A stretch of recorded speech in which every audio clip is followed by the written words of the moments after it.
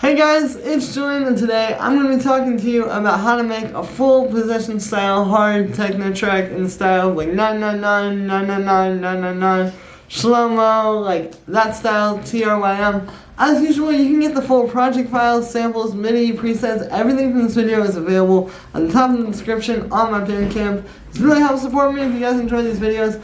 Plus, I'm going to be covering a bunch of new techniques in this video that I haven't covered yet. So, if you want to get all that and be able to follow along and get a really solid template, the link is at the top of the description. Plus, it really helps support me. And yeah, let's dive in. Alright, so, we're at 144 BPM, and the first sound that we have here is going to be the kick.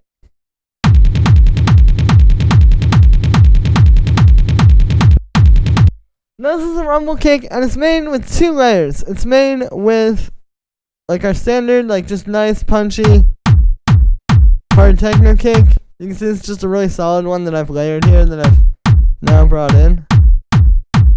Which honestly, like, a lot of you guys ask, like, I know a lot of times I say, okay, like, you know, use a really good kick sample going into it. Use a good, like, bass sample. And it's like, well, where do you get that from, right? Well, the truth is, like, you know, it really helps if you sit there and layer out some samples like I've done here. And it's like, now I just have this kick, and I'll show you, I actually have like a library with a few of them.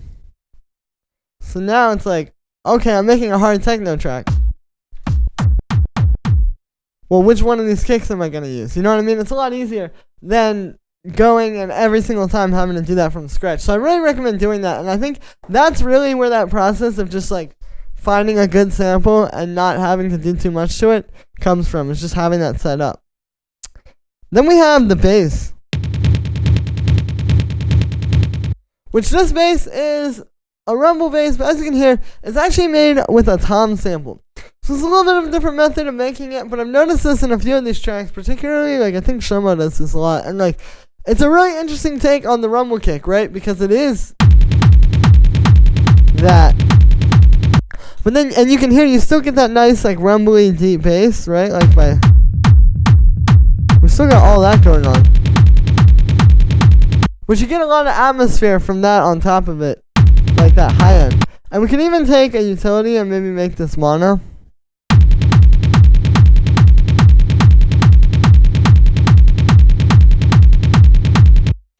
But yeah, and then so, that's just doing 16th notes, you can see, and then it's going to a bit of drum bus, a compressor, which is sidechaining into the main kick, an EQ8, which is cutting out some of those low frequencies that we wouldn't really hear, and then we're just converting into mono. And then on the group here, you can see all that we have is just a high pass filter, which only comes on a little bit. You can see it's really just in the end there.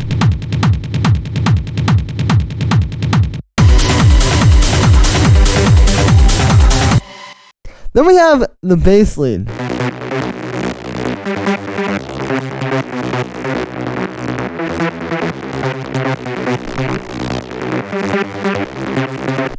Now the key to this lead is that it's following a very simple progression. It's just going B, G, C, and then B, E, C.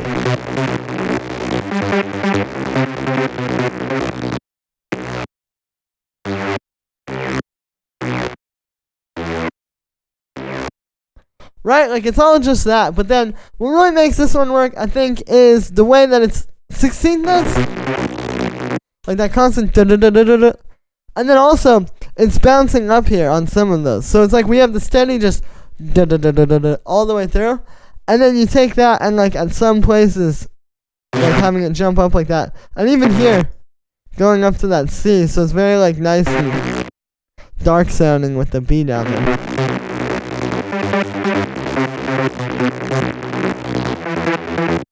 And then what I've done here is we have the same sequence, but I've just taken it and kind of chopped it a little for some of these other places. Like over here it plays that. Here it's playing like this.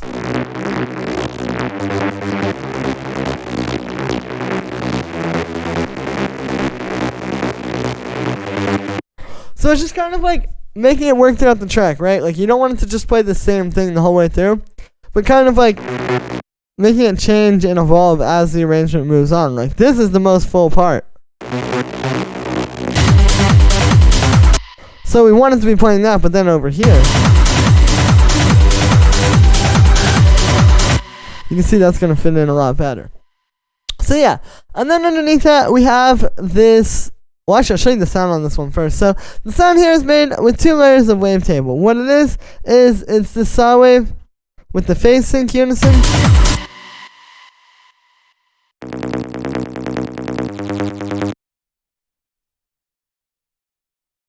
And then this one here, which is also saw wave. But you can see that's got the shimmer unison. And then the secret to this is that it's actually not just a basic unison. Now, as you know, this bass has a lot of movement. It goes across a few different octaves. And it's constantly changing. And part of the secret to that is actually happening in here. If you look at this MIDI matrix here, you can see that we actually have the unison amount mapped to essentially the note, meaning it's basically key tracked. So key tracking, if you think about it in terms of pitch, it's like you play a low note on the keyboard and you get a low note. You play a high note and you get a high note. It's the same idea, except with like the unison amount. You play a low note and you get less unison. You play a high note, you get more unison. And this is very nice with this pattern here because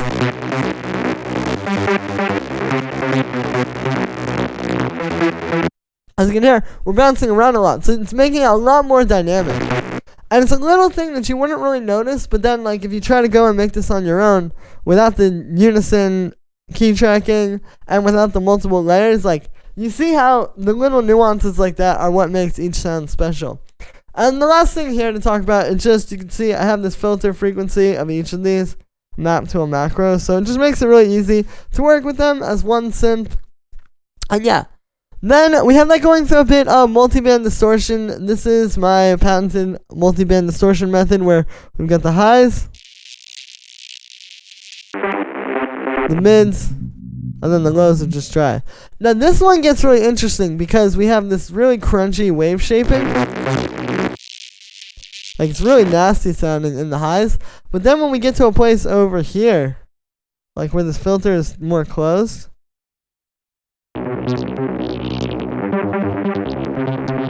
you still get those like crunchy, nasty, high mid-range frequency overtones. So that works really well for that. And it makes the sound also not boring, because like if we turn this off here, it's just kind of that. And the key is just blending it. You can see both of these, we're still letting through the dry signal. You're still hearing that. It's just now we have an extra layer of fatness over top of it. Then we just have an auto pan, which is just being automated to come on when the kick comes on.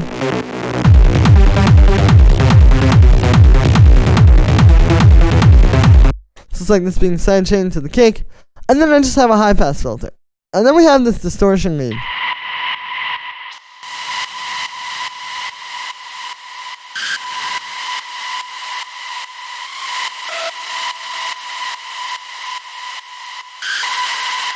So this is the full MIDI for this one. This one's kind of like the bass lead, where I have like some parts it's playing a more chill part, like over here it just goes.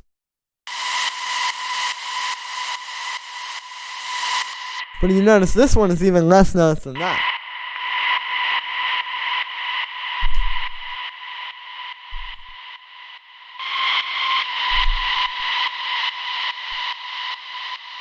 So again, just using, like, you start with this very full pattern, but then just like subtracting notes. Like, all of these are just those same notes that are in there.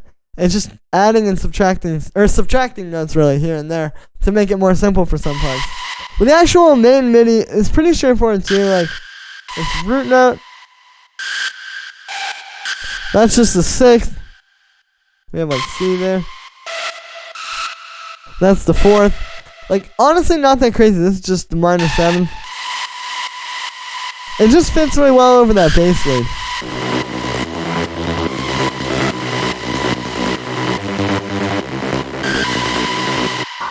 And for the sound on this one, this is made with wavetable. This is just one layer, but it's a saw wave with the envelope set like that, and then we have a bunch of noise unison, and then also have it set to monophonic, so you're getting that like just one note at a time. And then that's just going through a little bit of reverb, which is then being distorted with this pedal here. Here's without it, and then with it. So you hear, it's not overblowing it. Like, you could easily take this and like that's way too much. This is just giving you a little bit of that distortion rather than taking over the whole thing. And then we have a low pass filter, which has just got some automation to bring this in and out. You'll notice it's pretty much always through the track this is moving. I also have another auto pan on here, which just makes it sound like it's being sidechained. You'll notice though I've automated it to turn off every time that the kick isn't playing. And then finally, there's just a high pass filter on that. And then underneath that, we have the last synth, which is going to be this pad.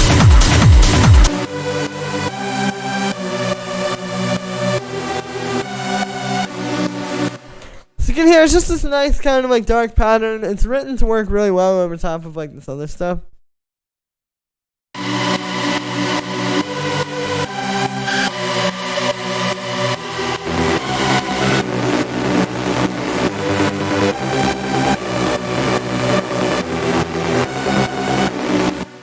And really the way that we do that is you'll notice the root notes here are following the same root notes as that bass lead, right? Like,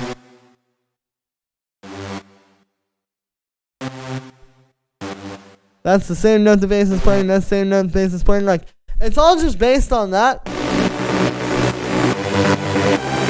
And then we're basically just using the top notes to add interesting voices on top of that. And so, essentially, okay, so we have the root notes are just following the bass line. These middle notes are just fits. So all that is you can literally just take all your root notes, duplicate them, and then go 1, 2, 3, 4, 5, 6, 7. And there we are. And that's just across every single one of these. It's the exact same thing. And then up top, we have different notes. Like, some of these are just chords. Like, you can see, like, that's just a basic B minor triad. And we have the minor third up top. This one. Yeah, that's just a G major triad. And then this one, I'm pretty sure. Yeah, the top note is just another fifth. Like, you know, it's just really notes that are just gonna kind of tell the story. Now, for the sound on this one, it's just a saw wave with a bunch of unison inside of wavetable. You can see we're using the shimmer mode. I've got a bunch of reverb, a high pass filter, this auto pan, which is just coming on and off to make it sound like it's being sidechained to the kick. And then finally the low pass filter, which just brings it in and out in the track. And yeah, then we have our percussion, which starts with this little rave loop here.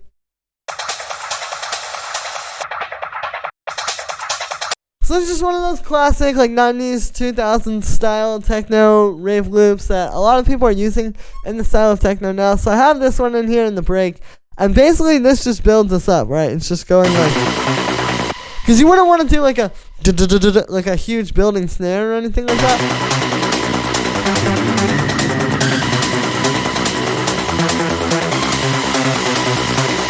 As you can hear, just having that, it's like a great subtle way to build the tension.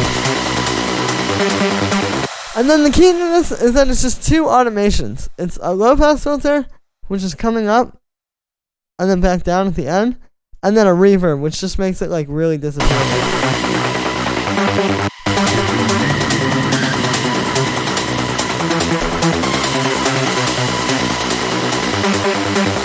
Right, you can hear it just like washes out. Like it almost turns itself into a riser. And that's really what you want, because you notice we're not going to have that many effects in this style of techno. You know, it's going to be pretty open, all things considered, because we really just want to let a few fat synths shine and like that fat kick.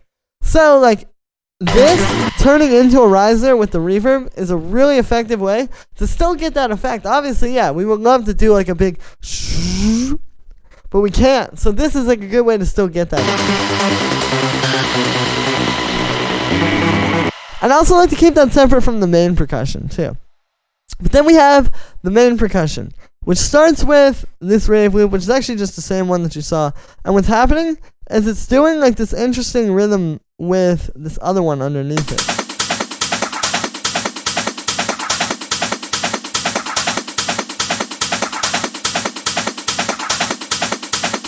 Okay, so actually so this is a new one here, and then we're using the loop that you just heard up there to do these little chops.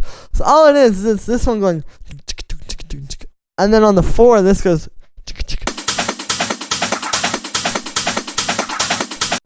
So it's like a bit of call and response. And this is something I talk about a lot. And then over here, you can see it picks up to that. But yeah, like just, again, like taking loops and kind of turning them into your own thing. Like, of course, you know, everybody wants to know, like, where do you get the cool 90s, 2000s loops, you know? Where do you, like, source those from? Like, are you sampling old records? To me, that's really just, like, the base level. Like, yeah, like, you can really, like, get lost in, like, the sample source and all that kind of stuff. But, like, these loops are out there if you find them. I even have a pack of them that I've made. It's really about, like, knowing how to make them work together and, like, chopping them and not just, like, you know, doing that same thing, but, like, having that, like, just, like, interesting loops out of them. And you can see there's no effects happening on those. It's just audio. It's just the fact that it's, like, cool audio that we're hearing. We're not worrying about some magical saturation processing or anything like that to make it sound old school. Don't need that. The loop sounds really cool. It's a cool chop. That's all we need. Then we just have this hi-hat. Just like a nice fat one. I also have these effects.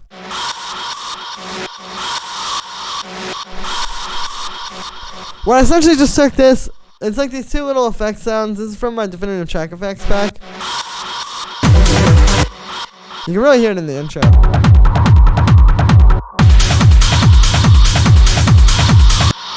And you can hear it's just going through a bit of delay and some distortion. It's being like fake sidechain.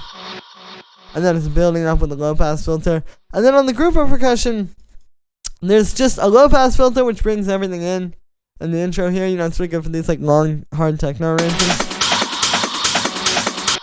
And then just an EQ8 boosting the highs. And then underneath that, we just have pretty much just like this 909 hi-hat, which kind of fills in some of the space there. We have a ride, which is just going through a bit of my whip track.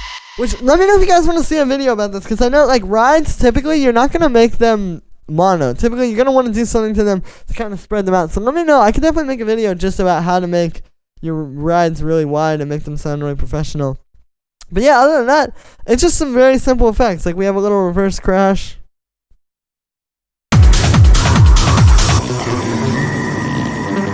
We have these dark voices, which are from my Definitive Techno Vocal sample pack. You know, just something to kind of add a bit of space in there.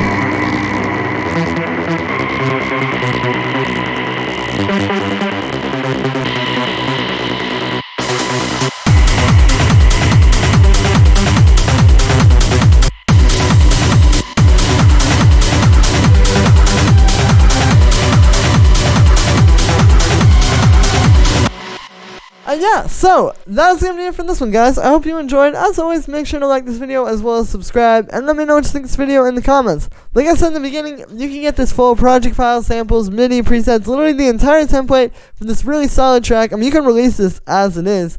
It's all available right at the top of the description on my Bandcamp. This really helps support me. I don't make a whole lot just off of the YouTube videos, but with these sample packs and stuff like this, I'm able to keep bringing you guys new videos every single day, showing you new techniques, and honestly, just making better tutorials than anything we've ever heard before.